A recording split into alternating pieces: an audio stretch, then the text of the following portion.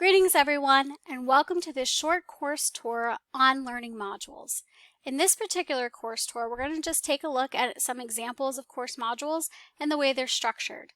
As always with course tours, I just want to remind everyone that this is my course. It's unique to me and my approach, my students, and the particular topic I'm teaching. So there's not a right way to do it. This is just my way of doing it.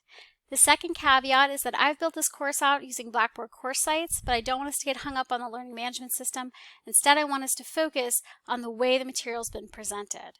So here I've brought up the course content area of my particular course, and the way I've decided to structure this course is weekly. So when I sat down to do my course map, I decided, okay, this is the content I need to cover, and then I broke those up into individual content areas.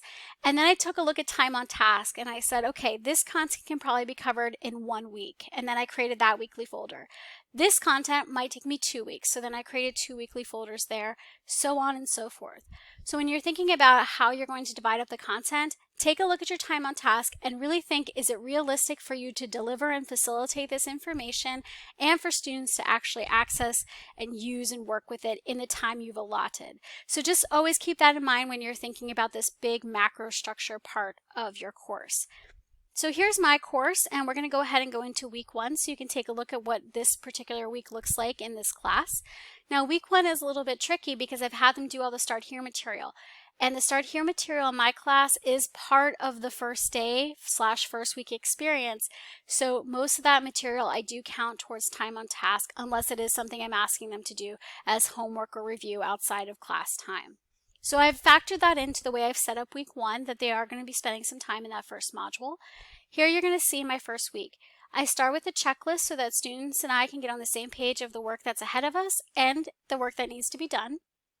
Following that, I have my overview and objectives here. I've decided to do this as a video so that I can contextualize this for them, but you can also do this as a narrative and or bulleted lists. Next up, you're going to see my first learning module. And again, this week is a little bit different because I do have that getting started material that I want them to dive into. So you'll see I only have one learning module here. And in this learning module, we start with a discussion question. We then move into what's called a quick response, which is just basically the online equivalent of them raising their hands and giving me an answer to a prompt. I then move into a lecture, and then we review a podcast together. Once they're done with this module, you'll see that they'll be going down here to review their final project, and they'll also be asked to review the position paper assignments, which are just semester-long assignments that I have in the course. Again, this is a lot of information for them to digest, so the content in this particular area is a little bit light. Let's go ahead and just click into that module for a second and just take a look and see what's in there.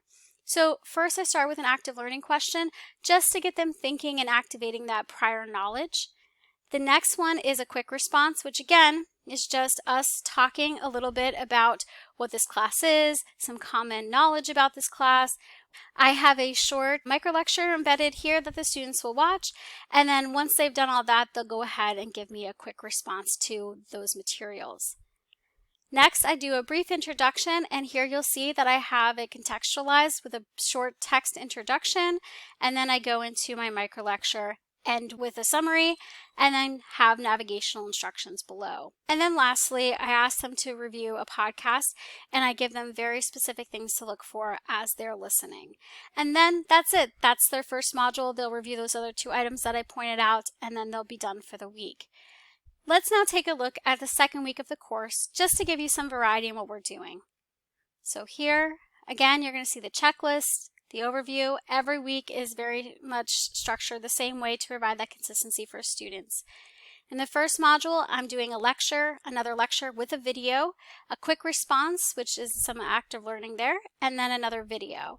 In the second module, they'll be doing a lecture, a reading, a video, and a discussion. Again, lots of variety there to keep them engaged and interested. And then they do have an assignment in addition to those active learning activities that are peppered throughout the module. They do have an assignment to turn in at the end of the week. So that's the whole week of material for them. We'll go ahead and we'll just click on this first one so you can see how I've structured the individual lessons within this module. Here you have a textual introduction, again a short micro lecture, a summary, and then some navigational instructions. Text introduction, short video, text summary, and navigational instructions. Here's our quick response, which is just an active learning activity. And then again, we will end with a video where we're diving in. For this particular video, I've given them an introduction, given them guiding questions, presented the video, and then we'll move on. And there you have it. That is our short course tour, going over different examples of learning modules and talking a little bit about the process behind breaking up the material in my course. Thank you so much for joining me.